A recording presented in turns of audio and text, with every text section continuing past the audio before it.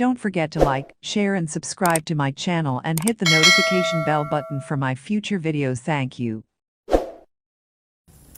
Oh, ganito po. Yung mga pinalulugunan mong pullet or hen, dapat healthy pa rin sila, mapupula ang muka. Sige. Papakainin mo ba? Sige lang, Totoy. Ayun, tingnan nyo, nasa hardening na po yung isag na yun. Ayun, nagtamlay, sinama ko sa mga inahin para sumigla. Daman-dama po niya pagiging hari pag marami. Sige, pakainin mo na, Totoy. Baka makalabas. At ayan, pulang-pula sila. Sige, papasok ka ba? Buha sila. Ayan yung sila dyan. Hiwa-hiwalay po pagpapakain para ano po, makatuka lahat on time. Huwag magpaluan, maiwasan. May isa pong stag, part na rin ng hardening. Ano po siya? Dito. Daman-daman niya pagiging hari kasi ang dami niyang babae. Diba? Ano po? Ito mga yan na to. Umiitlig pa ito pero hindi ko ginagamit. Depende sa target. Para sa akin po, pag naglulugon, pinaitlig mo, binread mo, yung nagiging yung anak sakitin. Sa experience ko po. Kaya gusto ko pagka centralize pag nag-setting ako, nag-mating. Po sila. YLH Pongkan side. Saka po YLH dark side. My own blend. Mamimili po ako. Dami na inahin to. Dahil di ko naman sila magagamit lahat. Tingnan nyo po pag every 15 days dinideworm and every 30 days dinidilaws. Mapupula pa rin. Lumulugo sila, mapupula ang mukha. Meaning healthy. Masigla rin yung stag talaga. May pahila na po yon, temporary cord, anytime pwede na itali. Para yung successor niya, yung sunod na stag, makatikim din maghari. Gusto ko po, bawat stag bago i-cord ay nakakatikim maghari. Para sa akin, mas buo loob, mas malakas. Hindi basta-basta kakala sa oras ng laban.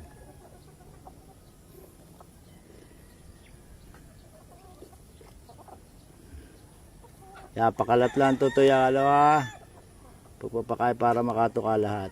Huwag naman sobra. Pag napanisan po kasi, pag sobra dahil pakain na panis, tinuka niya yan, magkakasakit yung mga yan.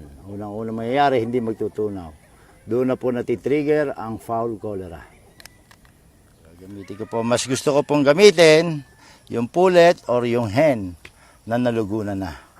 Para sa akin po, mas quality ang anak. Even sa size ng itlog, mas malalaki. Ito yung cam-cam line, hatch cam-cam line. Mga producer na po lahat to, mga proven hens ko na po ito na lamang sa panalo. Hindi ko po sinabing sigurado mananalo.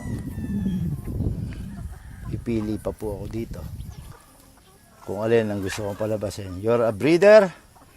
Kapag yung gusto mong mapalabas na itsura o kulay, palo o yung quality ng manok ay na-produce mo, kaya mo, para sa akin you're a breeder. Kung ano po ang programa meron kayo, yun po ay nire-respeto ko. May kanya-kanya po tayo. Kung saan po tayo nananalo, edi huwag nang babaguhin, ituloy lang. Pwede ko na i-cord itong stag na ito, sariwa na siya eh. Inalisan ko po ng palong, binawasan, kasi tumatakip na sa mata. Kaya po, bawas lang, hindi totally pungos. Kasi dapat po pungusan niyo po 7 months. Kasi kailangan niya ang palong hanggang 7 months lang o kaya 7 months kailangan niya kasi yun po ang pag malamig nagpapainit ng katawan, pag mainit siya naman nagpapalamig ng katawan ng manok. Kaya thermoregulatory in function po, kailangan po niya yon. 7 months po dapat pungusan na isang stag, tandaan niyo po yon. Pero bago po pungusan, kailangan naka-experience na at least 1 to 2 sparring.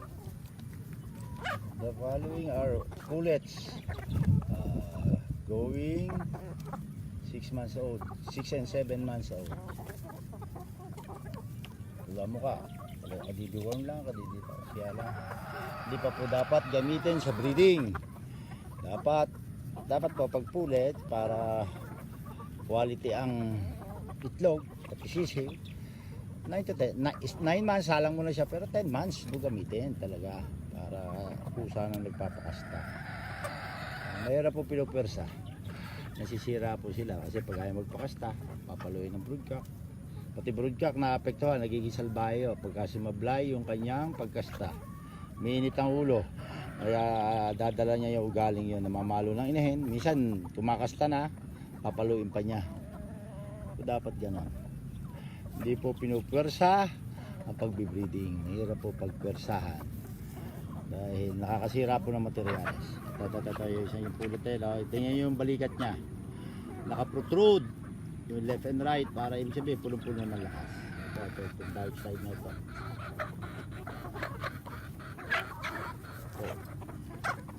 Pero wala, magdi-develop pa ito, pwedeng gumanda pa.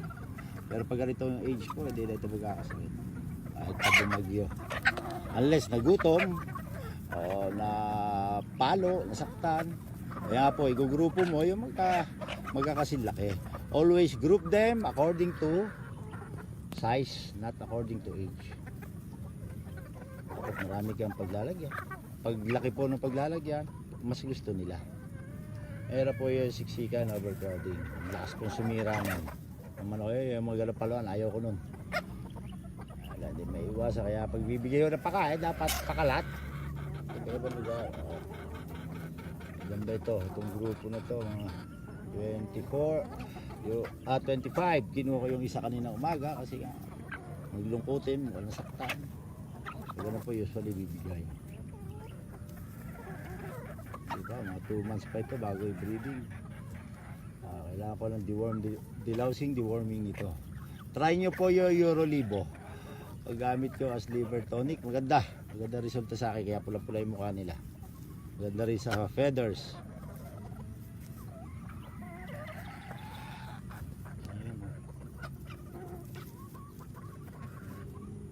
Ano bang composition niya? May dark side, may pangkan side. More on panicky side pala to. Heavy key panicky. Medium station, pero yan po yung balikat na yan. Lagi ko sinasabi. Pag yan po yung magna 9 to 10 months, nakaprotrude lalo yan. Doon talagang balansyado siya. Ibig sabihin po kasi pag nakalabas yung balikat, punong-puno na lakas. Malalakas po. Ito po lahat maninipis ang paa. Hindi ako nilalabasan ng malaking paa. Dahil ayaw ko po niya malaking paa. Pag manipis po paa, para lapis sa paa, ayun po ay ang anak ay inihahampas niya ng todo talaga ang kanyang paa sa kanyang kalaban. Kapag lalaki po pa ay bumabagal. Ito experience ko pagka 4 to 5 years old, di mo na magamit. Sa akin hanggang 6 years old, gagamit pa last year. Minanalo pa sa WPC na magsi-7 na nga, 6 and a half na eh.